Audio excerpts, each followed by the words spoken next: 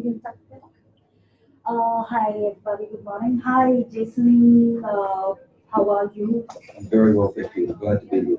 All right, that's a pleasure. So today we have Jason Leggatt with us, the Business Development Manager of QUT International College and Development, and he's here to answer all kind of questions that we have for the QUT College.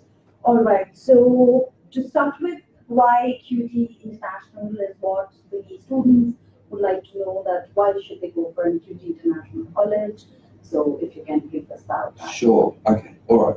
So the QUT International College is a part of the university. It's part of the Queensland University of Technology.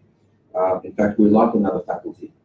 What we do, though, is we essentially prepare students for their university degree, whether that's an undergraduate, a bachelor's degree, or a postgraduate master's degree.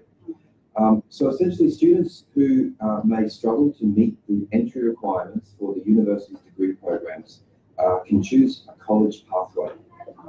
Perhaps they haven't got the IELTS result they needed, or the English language proficiency result, or perhaps their academic is a bit low. Right. So we offer English language, a foundation, diploma, and postgraduate pathways to university degrees. All right. All right. Okay, thank you. So, do we offer only undergrad, or is there a postgrad pathway also? No, there's a postgraduate pathway. So I'll give you a bit more detail about the pathways. So first of all, we'll start with the English language, or the LCOS pathways. Okay. Students that may need to get an IELTS result of 6.5, no sub-score less than 6, who need to get into it, which is what they need to get into a degree program. They can come through an English language program, what we call English for academic purposes. This is a 12-week program, and we require an IELTS of 6 with no sub-score of 5.5. 12-week program, upon successful completion, finished with an overall percentage result of 65%, then they can go straight into their degree program without any other further IELTS test required. And that's one of the advantages. Before I talk about the other pathways, one of the advantages of International College, because we're part of the university, we're not a private college that sits outside the university, we're part of the university. It means that our students can progress directly to their degree program without taking any other form of test. No IELTS test, no academic test. And they also get access to all of the university facilities. So even if they're coming into an English language program, they get a university ID card from day one, which they keep for their entire course. And that card gives them access to the university sporting facilities, libraries, everything they want. They're a university student. So I spoke about our English pathways. The next pathway that I'd like to talk about is our undergraduate diploma pathways. Now, these are, again, for students who may not have just missed out on the entry requirements for their degree program. We offer the diploma programs in business, in engineering, in IT, health, and in the creative industries. So there's 5 of them. Students do this 1-year program, and upon successful completion, they go straight into the 2nd year of their degree program. So it's equivalent to the 1st year. This means that they don't waste any time. They still complete their university study, their undergraduate, in the same amount of time. But it has some distinct advantages. Firstly, it has lower entry requirements, as I said. For example, for the academic requirements to get into our diploma program, if a student has done their CBSE or their ISE, we require 40%. Yeah. If they've done other boards, other state boards, we require 60%. Yeah. Now that's a little bit lower than what they need for degree. For entry into degree, for example, from CBSE, you're generally looking at around a 60%. Yeah. So the entry requirements are a bit lower. We have a lower IELTS. Again, the IELTS is only 6, no sub-score less than 5.5. But the real value, I think, is in the way we teach. So in the college, we're very much we're like an incubator. We nurture students on their journey to university. So we know that, for example, particularly out of the school systems here in India, the learning style is quite different to what it is in Australia, for example. So students will typically hear their teacher will teach them the class, they'll have to memorize it, and then in a written exam, usually at the end of their study, they'll have to repeat everything that they learned. So it's that rote style of learning.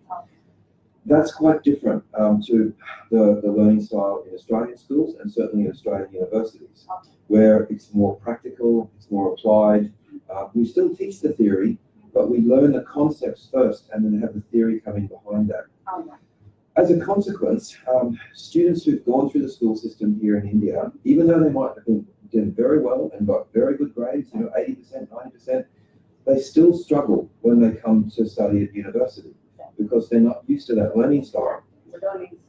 I was talking to a colleague here in Hyderabad last week, and he is the director of IT at a very well-known school. He did his Bachelor of IT at RMIT in Australia, RMIT University. And he told me that in his first year, he thinks that he lost around 45% of his mark because of how long it took him to get accustomed to the learning style. Exactly. Yeah? It's a new custom altogether. Correct. So what we do in the college is we fix that, right? We take our students in and we prepare them through the way we teach and through additional support and through that incubator style, so that when they get to the second year of their degree program, they're ready. They know how the university system works. They know about the pedagogy, they know the learning style, and they don't waste any time. So that's sort of the practical thing. We also run a whole range of different workshops for students. We teach them about how to live in Australia, how to find part-time employment, how to prepare themselves for that employment, how to live on a budget, how to manage their time and manage stress. So we do a lot of other cultural adjustment activities. The real benefit, I think, is, of course, that there's some financial benefit for students to come through this pathway also. To give you an example, if a student was to come in directly into the first year of a business degree, typically the tuition fee at QUT for the first year of a business degree would be around $29,000. For the diploma in business, which is essentially the same, the tuition fee is $20,000. So there's a big difference there. That's correct. That's what the student wants to say. Correct. $9,000 is what. Correct. Right. So that's the diploma programs. The last one I'd like to talk about is what we call our postgraduate pathways. Yes. So we have programs which we call postgraduates, graduate certificates in communication. And these, we have 4 of them. One is offered in business, one is offered in IT, in engineering, and in health. And each of these programs articulates into the relevant master's program that's offered by the faculty. So, for example, our graduate certificate in communication for business articulates into our Master of Business. Again, these courses are for students that have just missed out on the IELTS requirement for direct entry into the Masters. So again, the Masters has 6.5, no sub-score less than 6. The graduate certificate in communication has an IELTS of 6 with no sub-score less than 5.5. It's a 1-semester program. And students in that 1 semester will study 4 subjects. They'll study 2 subjects from their master's course and 2 of our academic communication subjects. Upon completion of that, they will articulate into the 2nd semester of the master's program. So again, they're not wasting any time. That's great. That's really great. So I think more or less in this, you have also covered the entry requirements as well. That what are the entry requirements? Okay, one question about the backlogs. So in class 12, for example, if a student flunks a year or probably has not attended a good percentage, has gone for an improvement, so probably his passing year was 2017, but you're doing it in 2018. So would you be accepting such kind of we would. We're looking obviously at the university that they studied at, and we do consider backlogs. It depends on the length of their degree. So, for example, if they've done a 4-year degree, then we'll take maximum 10 backlogs. Right? If it's a 3-year degree, then it's 8, and 2, I think it's 6, and if it's only a 1-year degree, then we take 4. we generally have a 3 or 4 year degree, so I keep it 8 and 10. Yes, yeah. But for the high school students, as I'll give you an example, like the student was flunked probably, couldn't pass the 2017, passed the 2018, or got a very low score in 2017, made an improvement in 2018. So would you accept such kind of a student? We have to get the case assessed by our admissions team. Yes.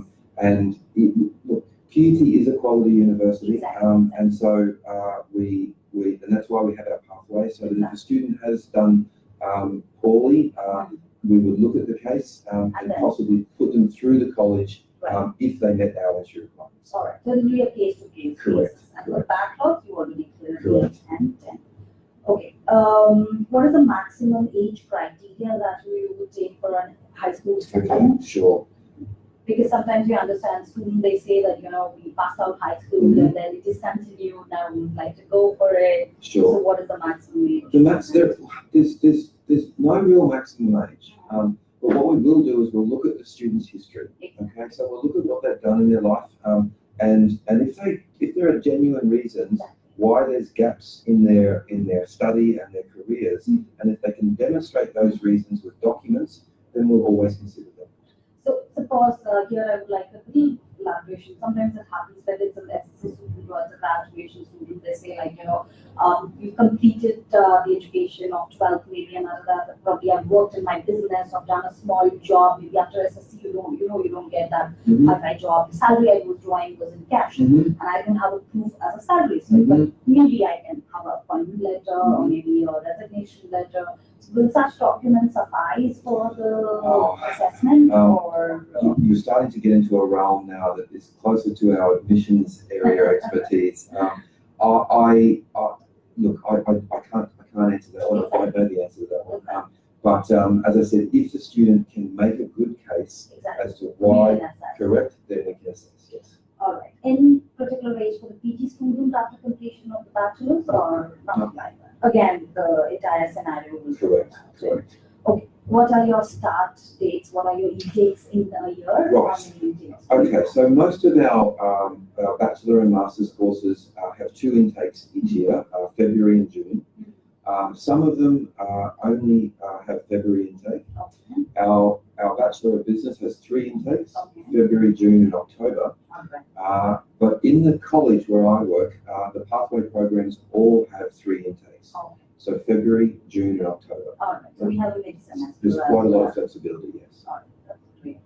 And do you accept students with gap years, like, I have done my HSC and probably for a preparation or any XYZ reason, health issues or something like that, I have a gap of 1.5 years, 2 years? Sure. Look, again, we will consider it on a case-by-case basis, yes. And if they can prove a valid reason for that gap, as you say, a health reason, for example, then yes, we'll consider it. Okay. From here in India, we've got, apart from CBSE and ICSE, we've got something called state board also. So are all the state boards accepted, or is there any kind of bar, any kind of? Yes, there is. We currently don't accept Punjab or Haryana state borders for undergraduate programs. All right. So Haryana and Punjab board would not be accepted. Correct. Other than that, all the state boards. Yes. Okay. If I know you've already told about low IELTS possibilities, and that is why we look at. Is there any possibility of waiver, or do you have any kind of waiver system? We do. We have, the university does recognise language of instruction in some cases, and so we will look at the students' academic background and look at their performance in English language. Again, it's done by our admissions office on a case-by-case basis, but yes, we do. So in that case, we're requesting, so we have to give you a medium of instruction and Correct. request, and then you will assess and then Correct. We call it LOI, language of instruction. you take it, both for undergrad and postgrad entry. For postgrad entry, yes. For undergraduate entry, yes, depending on the board they've done. Right. And again, I think as you won't accept Punjab and Correct. Haryana, so that's Correct. coming to the funding part. Okay, so once the student is admitted, will you do a GTE check for the financial documentation? Indeed. And in fact, we do our admissions office does the GTE checks at the time of application. Okay. So what that means is that if the student has received an offer from the university, then the GT checks have already been done. All right. We know other institutions will wait to the end to do the GT Exactly. checking, but we like that to be upfront. So when we send you an application, the student will first get a call on the GT interview, and then you will assess his the decision of acceptance or rejection. Yes, to a degree. They won't get a call from us because we don't accept direct applications from students. Right. All of our applications from India must come through an education agency. Right. So the GT check would be done by you. So you do it over the Skype, or is it telephonic? We know that the education agency would need to submit documentation to the admission office, and then we expect the education agency that we're working with to do those GTE checks. Okay. Yeah. All right. And then we validate those GTE checks with Okay. all the documentation that gets That sent. we have given. So it's basically the applications coming from us. So we have to do the GT check with the student. Correct. So do you have a GT form? We do have a GTE checklist, absolutely. Okay, so that's what we have to check with the student and then Correct. send it across to you. Correct, along with their statement of purpose. Along with the statement of purpose, and then the student gets the offer. Now, post offer, do you again ask for the financial documentation? Once the offer's been made, no. No, It's expected that it's done up front. Okay, then it's the agency who takes care. Correct. Okay, and you understand that here many a times students want somebody to speak to who's already in that college, another alumni or somebody. So is that possible that if a student says, okay, I am ready with QUT as my final decision to go ahead, so will it be possible for you to share, or the admission team to share some students' contact That's details? a very interesting question. In the Australian regulatory environment, and certainly within QUT's policy framework, we take the privacy of our students very, very seriously.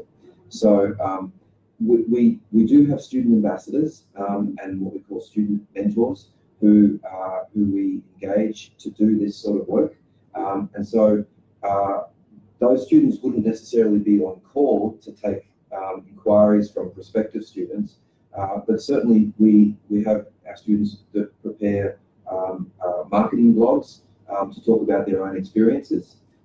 And so it's more a push of information out rather than making our ambassadors available for other students. Yeah, Right. but we do have an online inquiry management system as well, Right. where students can jump on and ask inquiries directly to the university, and many of our existing current students will answer those inquiries as well. So All right. all they need to do is go to the international website for QUT, and they can find their way to how to ask a question. All right, and I think probably yes. Many a time students ask if there's any kind of scholarship that they get. So if you can brief us about the Sure. scholarship. We do. So there's two ways I'll answer that. I'll talk about our faculty scholarships first of all, and then I'll talk about some new scholarships that we're launching here in India for the college next year. So we currently have 3 faculty scholarships.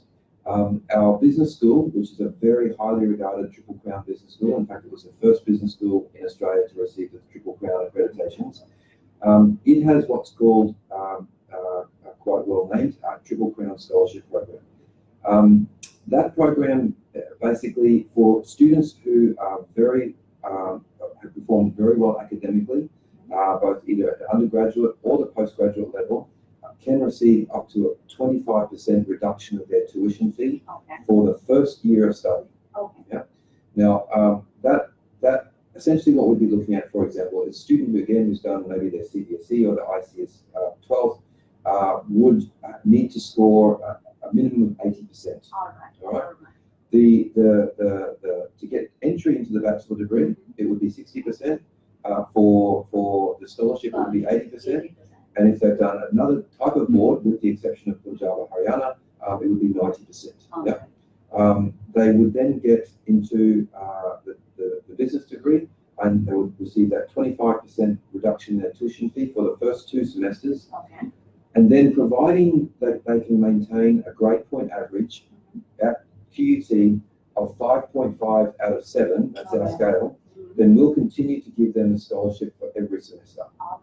If they drop below that grade point average, the scholarship ends and they can't get it back after that.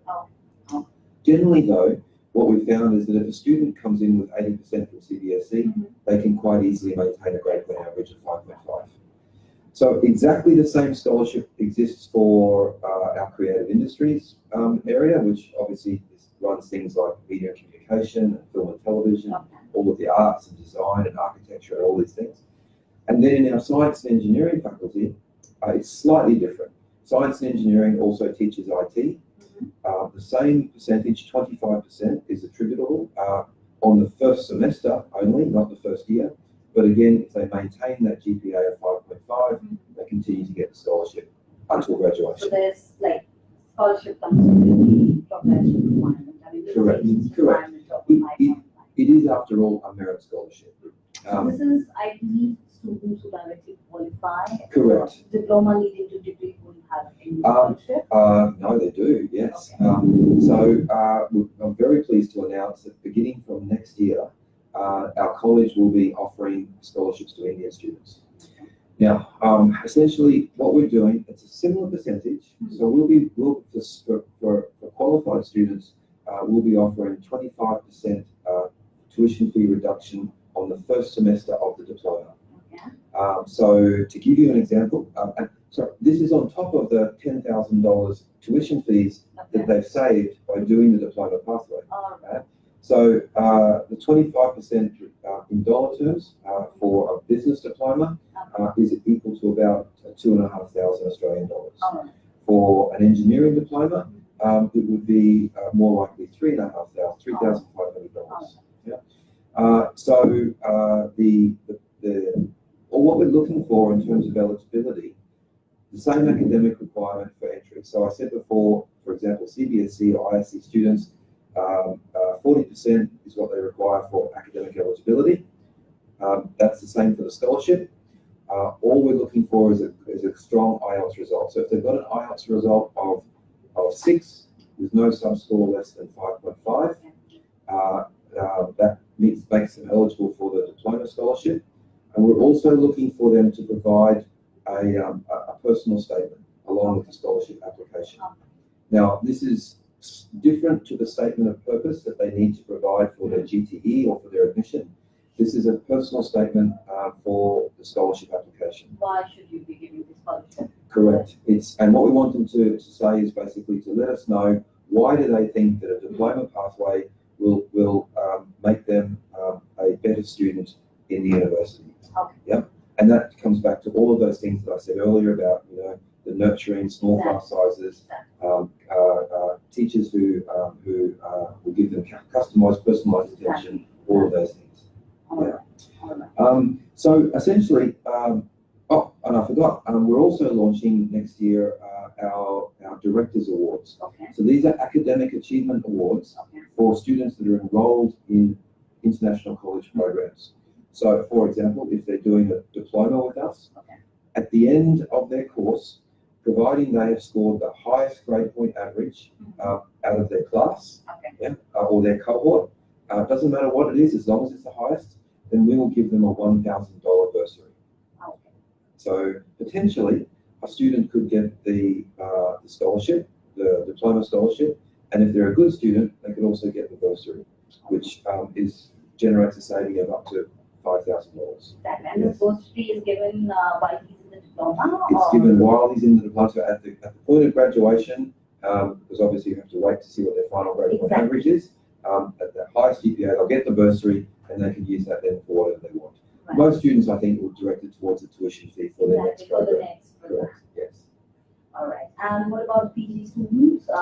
Is it the same thing which you follow? Yes. So the postgraduate students, the same faculty scholarships are available that I spoke about. I apologise, but for the moment, the entry requirements, the eligibility requirements for those scholarships just escapes me. But what I would suggest is anyone who's interested in the faculty scholarships, go to the QUT website, www.qut.edu.au, find our scholarships page, and all of the information is there. They can search for merit scholarships, they can search for pathway scholarships, all of the information is there. The good thing about the faculty scholarships is that there's no application process. So if they apply to the university and they meet the requirements for the scholarship, it will automatically be given.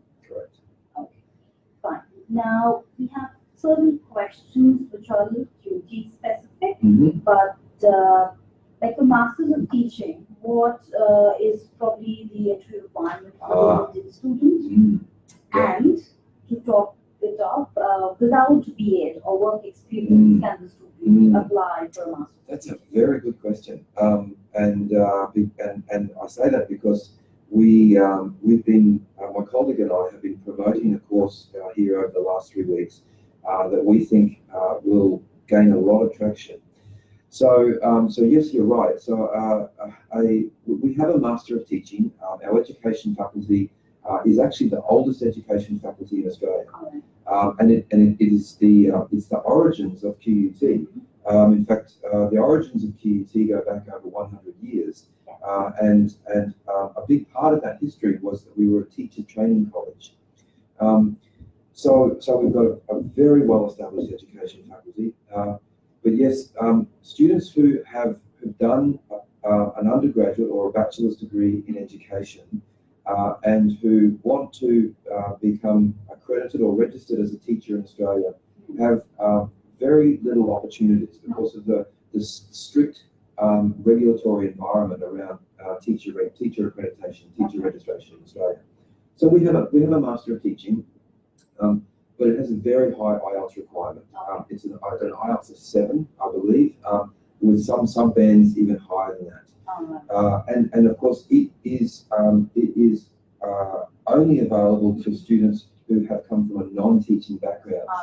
Yes. So it's very hard to get into. So if you have done your completion of your study and then you've taught as a teacher, that you are not still not eligible for this but course. you have done probably a Bachelor of Sociology, so you'll be eligible. So is a BEd also? Well, you have another course that fixes this problem. Okay. We have what we call a Master of Education. All right. Now, the Master of Education has a lower IELTS requirement, so it's a more standard IELTS requirement of an IELTS 6.5, no subscore less than 6.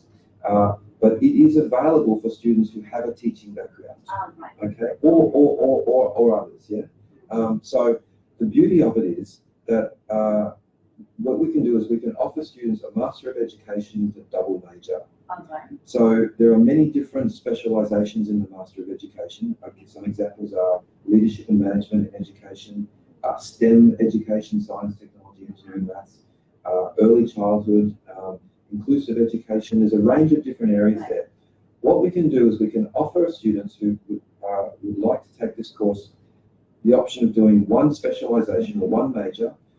So they get an offer for that, might be education, management and leadership, for example, which is 1.5 years, 3 semesters. Okay, the Master of Education. Yep.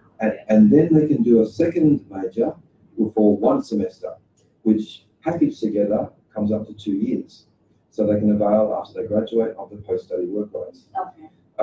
The thing is that if once they finish this course, it doesn't lead to teacher registration. That's not a problem. That's not a problem. Unless someone has a real passion, they want to be a teacher. But you see, in the education sector, particularly in Australia, certainly in Brisbane where we are, there are many, many jobs that you can work in. Like curriculum maker and administrator. Policy designers, curriculum designers. Even in the corporate world, you could become a corporate trainer. You could work in childcare management. There are so many careers in this space that you don't necessarily have to be a teacher. And this double major Master of Education leads directly to those careers. Exactly. But cannot clear the licensing, right? Cannot. No. Masters of Teaching will only lead you to the license to become a teacher. Correct. Okay. That's okay. And is Bachelor of Education necessary, like BEd? Because here in India, we don't have something called Bachelor of Education, which is like 3-year degree or 4-year degree, unlike international standard. Right. So here, somebody would do a graduation, Right. then only can they do a BEd. Right. So is a BEd mandatory to take up a Master of Teaching, or you No, go ahead? No. So basically, the Master of Teaching is the postgraduate course that does lead to teacher registration, the requirement to get into the Master of Teaching is that you have a BA, a bachelor in an area other than education. All right. All right. All right. Yes. So it can be anything. What is the minimum percentage you look for to do? It depends. It depends on the duration of their bachelor. Yes. 3 years. So Yeah. 3 years, and it also depends on what the passing percentage is for the. So, for example, if there, because we know at universities here in India sometimes the passing grade is 30%, 35%, 40%. So generally what we're looking for is around 60%. Alright. But again, it depends on what the passing grade is for that university. So section A would be 60%. That's what you're Correct. Section 1 universities, Section yes. 1 Yes. would be 60%. All right. And one more question there. As you know, your students do a lot of course like undergrad in commerce, what we call as BCom in India. Yeah. So, or probably, sorry, ICOM, not BCom, that's HSC with commerce. So after that, probably the student has changed his mind, and now since looking at Australia, I want to do something in IT and computer science. So is that welcome with you, or is that needs to have a background? No, look, it's we know that yes, students can decide to have a career change, and we all do that. But essentially, what we'd be looking for is the student to put a clearly defined reason into their SOP, into their statement of purpose, to explaining why they're doing this. Correct. Because generally here in commerce, it's not mandatory to have computer science, they all have accounts and finance and marketing. Correct. Yes. Okay, so we can apply with a strong statement of purpose. Correct. Okay. Do you have any program which is internship based, like which has internship equal with the course? We do. QUT,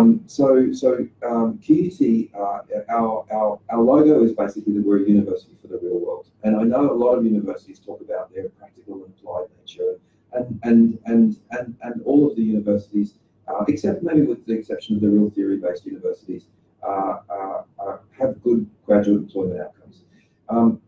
At QUT, this is what we specialise in. So we have very strong graduate employment outcomes. We work very closely with industry, both in terms of the design of our curriculums, but also in our capacity to provide internships in certain courses, or what we call work integrated learning. So in a business degree, for example, students can access internships, can access work integrated learning.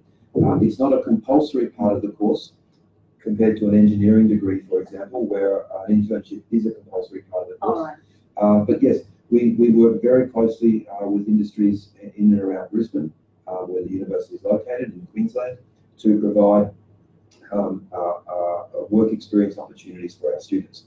But we also make them work for it. So it's not simply a case of saying, all right, X, Y, Z, Rahul, you go and do your internship here. We have some very, very big multinational companies that we partner with. And of course, a lot of our students will want to do their internship in those companies because there's an opportunity they might get hired once they graduate. But we make it a competitive process. So our students will have to prepare their resume and submit that resume and their internship application to that company, just as they would after they graduate. It's a very important lesson that we teach them, that you've got to perform and you've got to sell yourself. And so we actually also, we do a lot of that soft skill training, particularly in the first year and in the college, as I mentioned earlier, to help students prepare their resumes. We even do mock interviews so that students get the chance, like we're doing here, to practice what it's going to be like in an interview scenario with a potential employer. All right, and since you mentioned that engineering, you have a compulsory internship within the program, so what's the duration of the 60 days. 60 days. All right, so and that's distributed within those 4 days? Correct. 4 years? Correct, okay. Yes. All right. As you know, Delhi universities, we have the correspondence program one also, and SMAC accredited universities. So if somebody comes to us from Delhi University with a distance learning education, so will QUT accept that? We will look at distance learning qualifications, yes, and assess them on a case-by-case basis. Okay. Absolutely. All right. Again, it's a similar kind of a question I asked you for BCom. Again, a social MSW, can somebody do it from non-relevant background? Probably not done. Bachelors of Sociology. So a Master of Social Work, you're talking about? Yes. So yes, we will.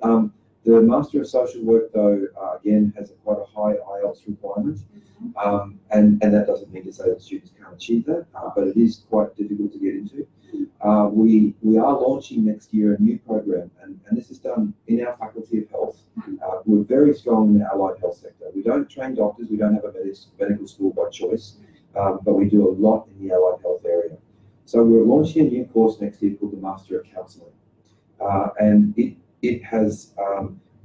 offers all of the same career options as a Master of Social Work, and has slightly lower entry requirements. Of course, you're not going to be accredited by the Social Work Association, but in terms of the psychological, there are on our website it lists all of the registrations and accreditations. But we think this program will be far more attractive to students because of the lower IELTS requirement. Right. It'll be launched next year, and I say just watch this space. All right. So thank you so much, Jason. It was really deep insight, and now we have all the kind of information that's very much clear to us, and probably we are done with the question answer session, and I would request people to ask questions if they have any. Very happy to answer questions.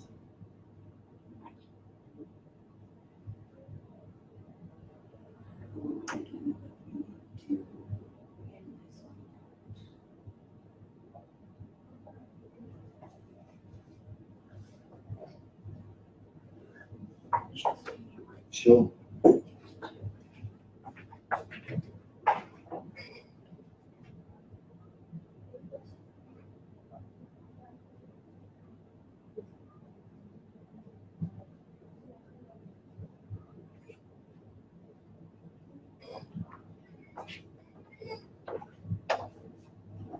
We'll be waiting for the questions. No problem. No problem. Just coming in. So is there anything apart from this that the question we asked which you would like to add on? I was just thinking about that. I mean, yes, I mean, obviously I'm from the International College. I have worked at the university for a long time. I'm not going to tell you how long, but it's been a long time.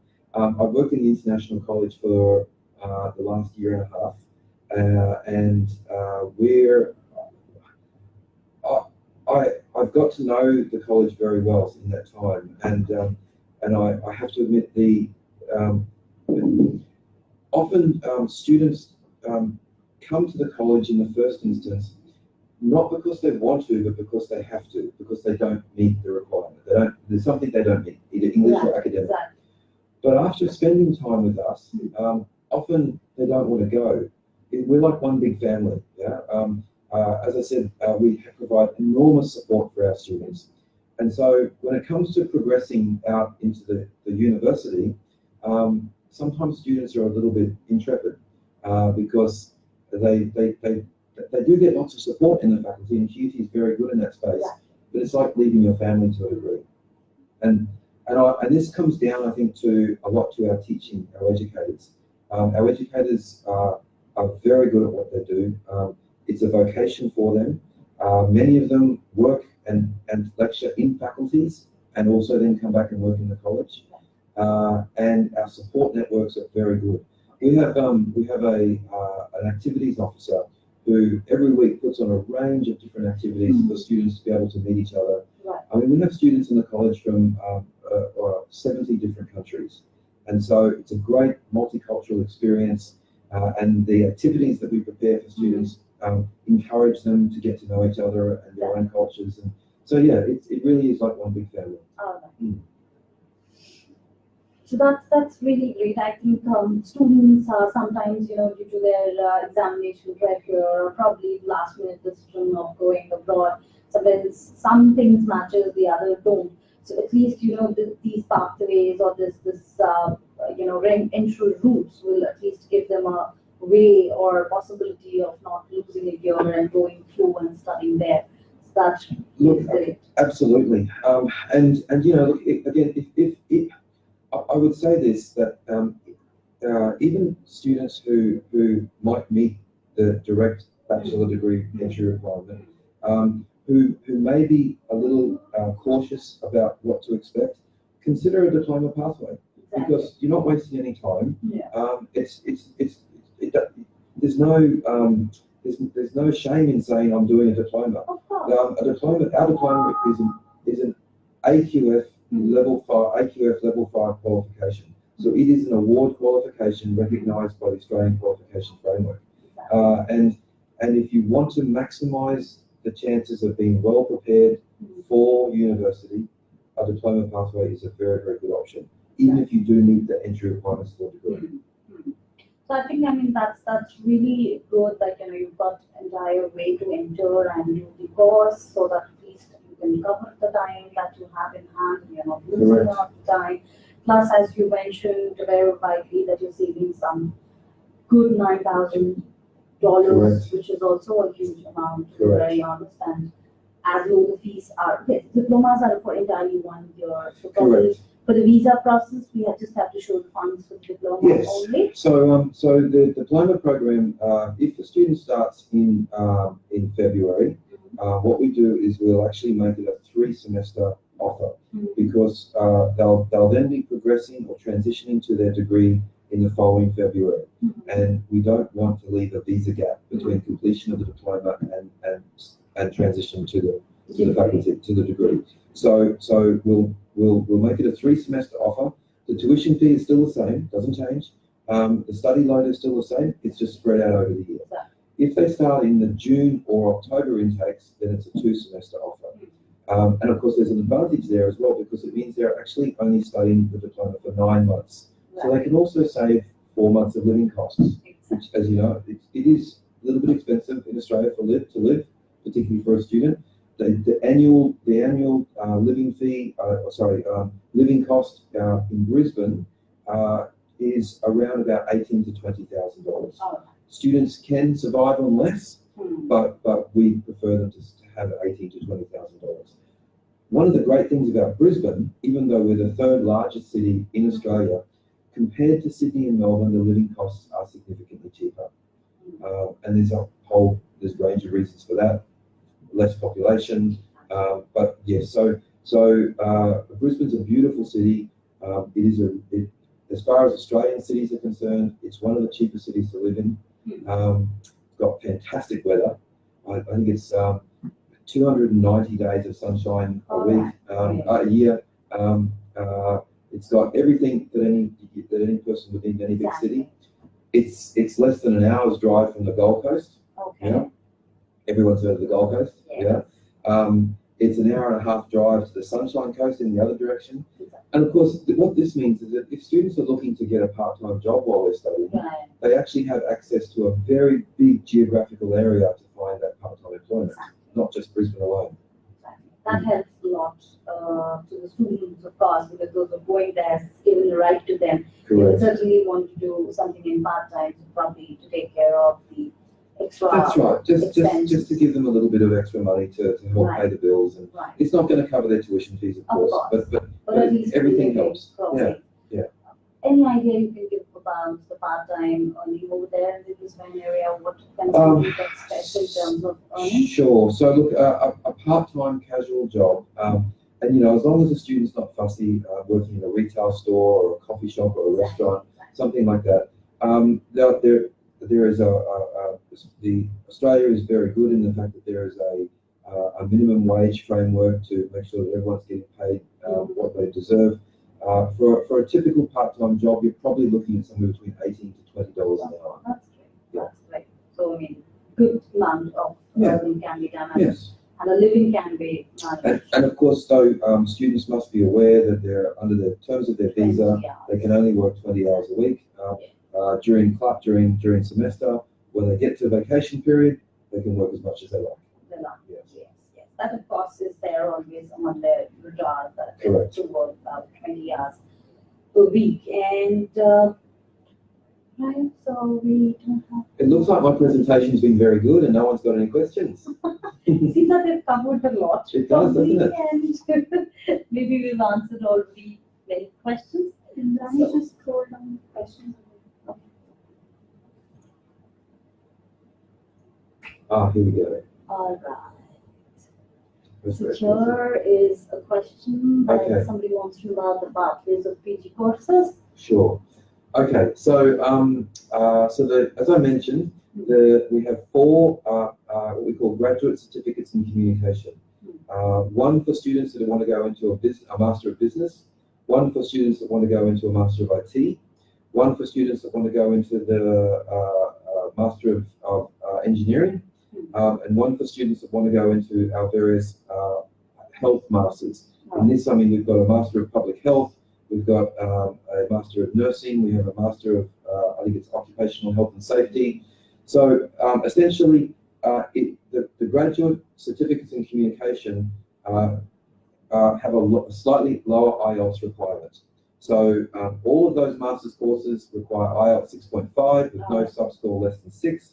The graduate certificates in communication require IELTS of 6 with no sub-score less than 5.5.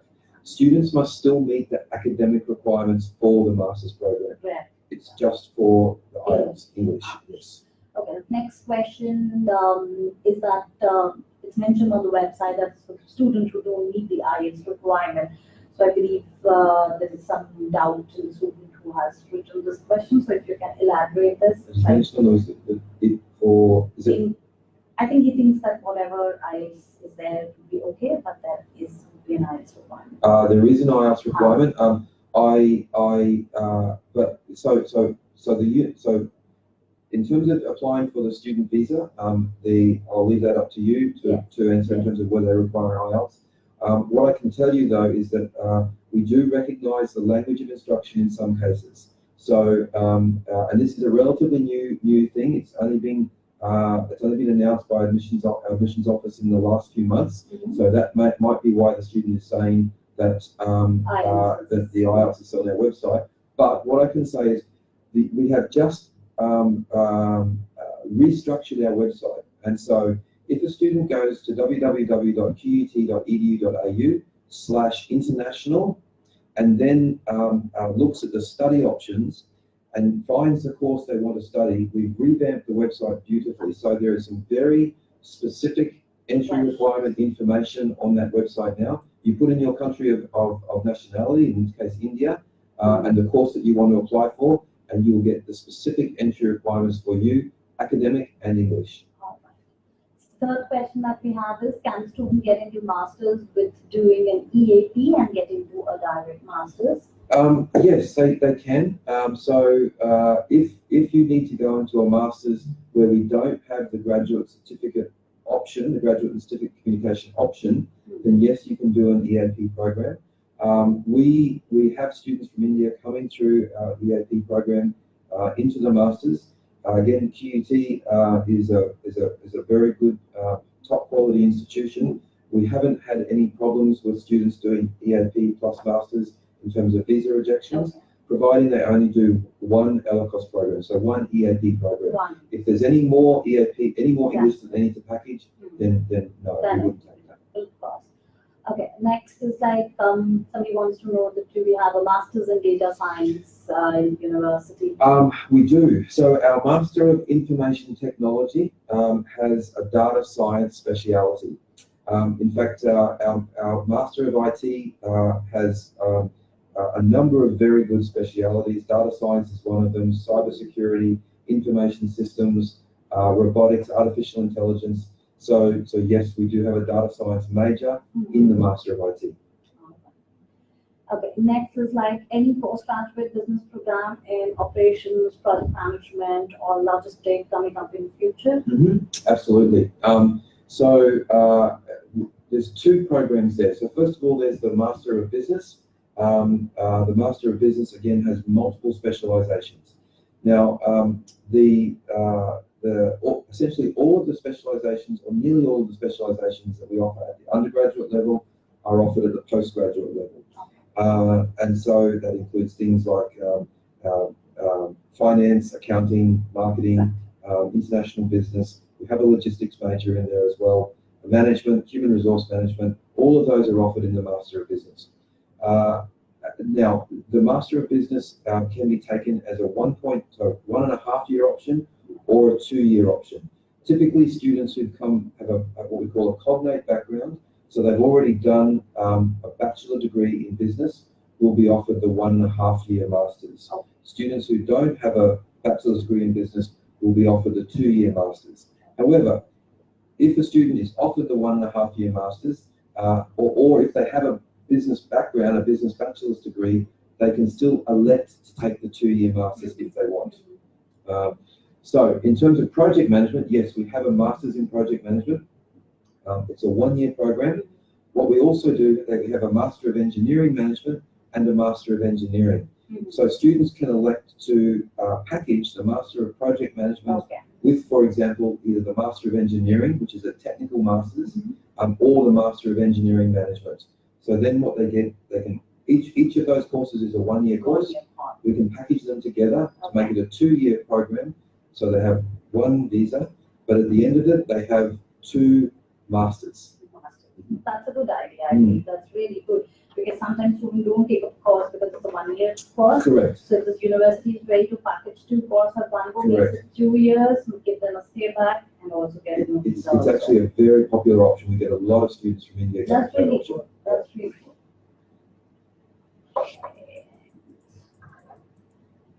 Yes, so I completed my 12th in 2017 with 50%. Can I apply for a Bachelor in Business program? Sure. I probably need to know whether it was CBSE or ISC, because if it was, or I can probably just answer both. If it was CBSE or ISC, then we require, you could come through the pathway, you can come through the diploma pathway. All right. So my suggestion would be a diploma in business, followed by the Bachelor of Business. So the diploma in business, as I said, first year, complete that, and then articulate into the second year of the Bachelor of Business. So yes. Yes, and 2017 graduates will also see that what is the student been doing the last Correct. 1 year, Correct. 2 years. Again, if they can provide a good case, explain what they're doing, and be able to validate that through documentation, employer letters, those sorts of things, or health certificates or whatever else.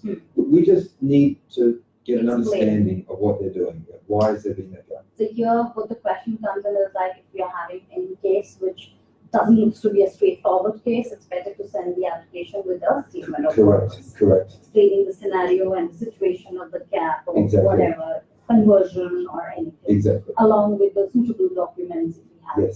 Yes, correct. All right. And then we have any postgraduate business program, which probably we have already that's the same question. Yes. I just got a pin to comment. That's it. All right. So we'll wait for some more questions that come our way, and by the meantime, I think we can talk about it on the accommodation. Do we have the support of on-campus accommodation? Good QUT question. International. Sure. So QUT is a city-based university. Now, what that means is, because typically people, when they think about city-based campuses, that it's just maybe a floor in a building, or maybe just a building by itself in the city. We are definitely not that. We have 2 campuses. One campus is located almost directly in the CBD. It's a prime piece of real estate, and it is a proper university campus. Our second campus is located just 10 minutes to the north, in an area called Kelvin Grove, and it is also a very large campus. The CBD campus, of course, because space is at a premium, we have no accommodation there. The Kelvin Grove campus, yes, we have lots of student accommodation, but it's not dormitory style accommodation. We have student apartments, right? And that can be taken. There's all sorts of configurations: single bedroom apartments, shared accommodation, where students might have their own bedroom, but they share the living space and the kitchen and all that sort of thing. What we find, though, again, because we are a city-based campus, most of our students will live around the outskirts of the city, normally within a 10 to 15 kilometre radius of the city. And of course, public transport in Brisbane is fantastic. Students that live in different pockets can catch the bus, the train, the ferry. There's many different ways to get in. So better than that, we have an international student services department, which will help our students to find accommodation.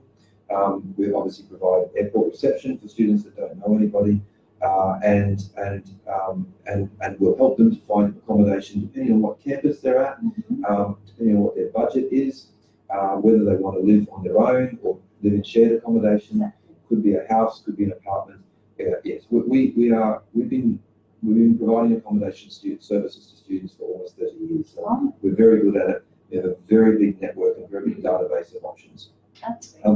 Reminded me of a question you asked I didn't answer, and about the minimum requirements. So if a student, because we're a university, and I'm particularly talking about the college now, because often we get students coming in from a younger age group, the minimum age for students coming into QUT, into a diploma program or an English program, is 17. Right. And we will provide guardianship arrangements for students who do come in at 17 until they turn 18 years of age. Oh. Yes. That's great.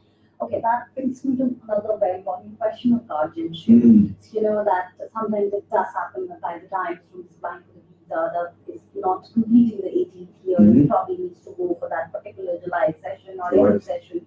So in that case, he doesn't have anybody who can act as a guardian over there. With the university act as a guardian? The university will act as a guardian. And what would be the rule regulations involved in that? So essentially, the student needs to submit an under 18 declaration form with their admission, with their application, and then that's all they need to do. We trigger that if they have no family and no one can act as a guardian, then it triggers the manager of our International Student Services Office. He steps in as a student's guardian until they turn 18. So even if the guardianship requirement, if the student is actually arriving on shore, landing in Brisbane prior to turning 18, then the guardianship period will apply until they turn 18. Until they turn 18. And is there any kind of an extra fee which is charged by the university to act as a guardian? No, there is not. The only thing might be that we have to place them. So in terms of accommodation options, there is a bit of limitation because while the university will act as a guardian, we have to place them in an approved homestay accommodation. So they can't just live by themselves anywhere. So it is you who will be placing them with. We have a network of approved homestay accommodation providers, and the student must stay in that homestay provider until they turn 18. Then after that, no problem. But that's really good, because sometimes universities probably don't act as, and it's quite make us easier because we do come across such cases when the student hasn't turned 18 or probably will be turning 18 in another 2 months, 3 months. And it's not necessarily everybody has a family or a friend who can act as a guardian over there. So it makes it very easy to tell the student, okay, you don't have anybody, you're 17 years, the university peace of mind for their parents as well. Exactly. The university and the very, young age, 16 really happens, 17, 18. So, that the university is there to take care of them. Yeah, absolutely. That's really nice because it's a very, very important point from visa perspective as well. Then what will happen to the guardianship if the student doesn't have something? That's right. Because when they send somebody with the age of about below 17, because everybody already knows about it, they always find the location where they have relatives, because that's the question comes, then how do we get the guardian? Correct. It's hard, because the relatives, they actually also have to apply to be the guardian, which is an Australian government process. Exactly, and also have to be in some vicinity, within some vicinity of the campus. Correct. Probably they cannot be staying very far, and the university is somewhere else. Correct. So that really eases the process. So yes, just see if there's any question. Right. Anything else? I think anything else which has come to your mind, which you would like to add on to the entire session, which probably missed my question list. I know your questions were very comprehensive. I think we've covered it all. I can't think of anything else that I can say. So look, all I can say is thank you very much for making this session available. Pleasure is all ours, and we continue to do such sessions in future also, so that we and students both get benefited. Okay, probably we might be ending it soon, but one question came into my mind. The student would have a 2-year stay back after the completion of the course. Correct. So what Brisbane as an area entirely, what kind of jobs are more available? Which sector is more prone to get employment over there? So Queensland, Queensland's a very big state. And it goes from, as I said, from Brisbane, which is the capital, through to the Gold Coast, which is down south, all right up to Cairns. Most people know Cairns, which is the Great Barrier Reef in that area. So because it's such a large state, and it has a number of industries. Firstly, there's the mining industry, very, very big mining industry.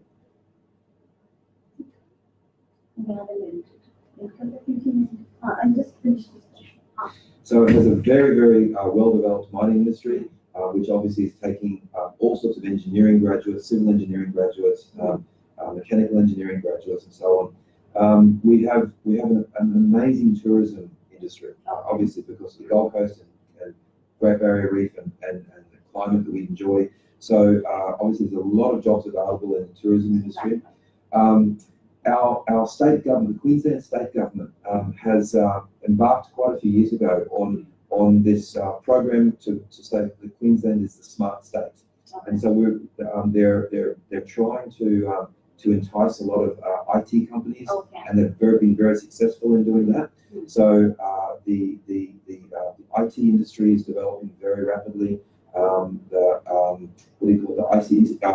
ICT, communications technology.